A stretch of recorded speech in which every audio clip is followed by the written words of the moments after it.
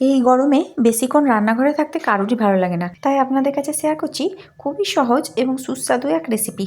এটা অনেক পুরানো দিনের রেসিপি, কুর্তি কলাই বাটা। কিন্তু এটা সম্বন্ধে অনেকেই জানেন না। পান্তার সাথে খেতে খুবই ভালো লাগে, আর এই গরমের সময় অনেকেই পান্তা খেয়ে থাকেন বা পান্তা খেতে ভালোবাসেন। এই কুর্তি কলাই বাটা দিয়ে একবার পান্তা খেয়ে দেখুন, খেতে দুর্দান্ত লাগে। নমস্কার বন্ধুরা, হেসেল বনলক্ষ্মীতে আপনাদের সকলকে স্বাগত। তো দেখুন বন্ধুরা, এটা হচ্ছে কুর্তি কলাই, কালো কুর্তি। অনেকে একে কুলটি কলাই বা কুলত্থ কলাই বলে থাকেন। এর মধ্যে আছে প্রচুর আয়রন, প্রোটিন, ক্যালসিয়াম, প্রচুর গুণ আছে এতে। সুগার পেশেন্টের জন্য খাওয়া খুবই ভালো। এই কুর্তি কলাই কোলেস্টেরল কমায়। তাছাড়া কিডনিতে স্টোন হলে এই ডাল খাওয়া খুবই উপকারী। এই কুর্তি কলাইয়ের এত গুণ আছে যে একে সুপারফুড বলা যেতে পারে। আর বেশি বলে আমি ভিডিওটিকে বড় করছি না, আপনারা নেটে সার্চ করে দেখে নেবেন, তাহলেই বুঝতে পারবেন ডালটা কতটা উপকারী। দোকান থেকে আনার পর ডালটাকে প্রথমে একটু বেছে নিতে হবে, কারণ এই কুর্তি কলাইয়ের মধ্যে কিছু পাথর থাকে, মাটি থাকে, সেগুলোকে ভালো করে আগে বেছে নেওয়া দরকার। গরম ভাতের সাথেও কুর্তি কলাই বাটা খাওয়া যায়, তবে সবথেকে বেশি ভালো লাগে পান্তার সাথে খেতে। তো বন্ধুরা, আপনারা স্কিপ না করে সম্পূর্ণ রেসিপিটা দেখে নিন। খুবই সহজে অল্প সময়ের মধ্যে এই রেসিপিটা বানানো হয়ে যায়। আমি এখানে একটা ছোট্ট বাটির হাফ বাটি কুর্তি কলাই একটা শুকনো কড়াইয়ে ড্রাই রোস্ট করে নিচ্ছি।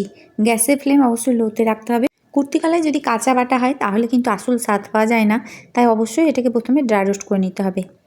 তবে পুরো ডালটা একসাথে ভেজে রাখবেন না, যেদিন যেমন পরিমাণ বাটবেন সেদিন ততটুকু ডাল ড্রাই রোস্ট করে নেবেন, কারণ টাটকা টাটকা ভেজে সেটা যদি বাটা হয় তাহলে খেতে বেশি ভালো লাগে। আগে থেকে ভেজে বাসি করলে সেটা খেতে অতটা ভালো লাগে না। লো ফ্লেমে 4-5 মিনিট ধরে এটাকে আমি ক্রমাগত নেড়ে নিলাম। এখন এই কুর্তি কলাইগুলো ফুটতে শুরু করেছে। দেখুন, আমি একটু বড় করে দেখাচ্ছি আপনাদেরকে, দেখেই বোঝা যাচ্ছে ডালগুলো এখন ফুটতে শুরু করেছে, আর খুব সুন্দর একটা সেন্ট উঠছে। দেখুন, ডালগুলো এখন ফুটতে শুরু করেছে। ঠিক এই পর্যায়ে গ্যাসটা বন্ধ করে দিতে হবে। দেখুন ডালগুলো কীভাবে ফুটছে। এর থেকে বেশি ভাজা হয়ে গেলে কিন্তু খেতে তেতো লাগবে, তাই এই অবস্থাতেই গ্যাস বন্ধ করে দিতে হবে।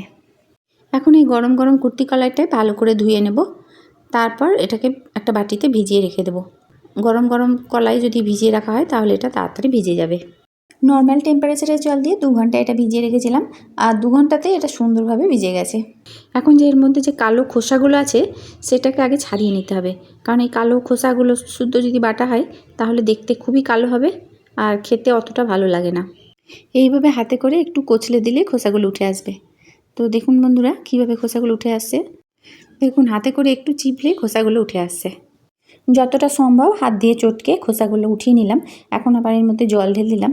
ওপর থেকে যে খোসাগুলো ভেসে উঠবে সেটা জলটা ফেলে দিতে হবে, তাহলে খোসাগুলো বেরিয়ে যাবে। আবার এটাকে চটকে নিয়ে জল দিতে হবে, আর ওপর থেকে জলটা ফেললেই খোসাগুলো বেরিয়ে আসবে। এইভাবে বারবার চটকে চটকে খোসাগুলো তুলে নিতে হবে। ওপর থেকে খোসাগুলো ভেসে উঠলে ফেলে দিতে হবে। তো দেখুন বন্ধুরা, এইভাবে আমি সমস্ত খোসাটা তুলে নিয়েছি।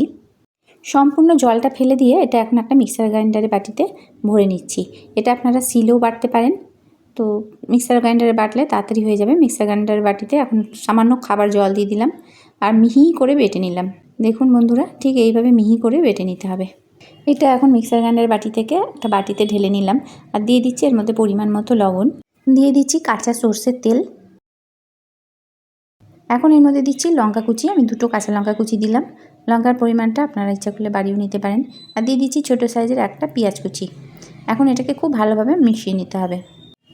পান্তা দিয়ে এই রেসিপিটা যারা যারা খেয়েছেন তারা অবশ্যই কমেন্ট করে জানাবেন কেমন লাগে, আর যারা এখনও অবধি খাননি তারা অবশ্যই খেয়ে দেখবেন।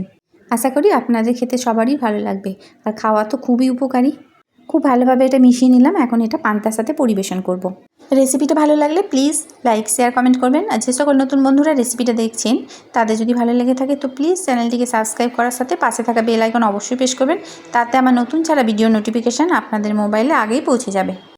আর প্লিজ চারিদিকে একটু বেশি বেশি করে শেয়ার করবেন, যাতে সবাই এই সহজ সরল রেসিপিটা বানিয়ে নিতে পারে। সমস্ত রেসিপিটি দেখার জন্য হেসেল বনলক্ষ্মীর তরফ থেকে অসংখ্য ধন্যবাদ।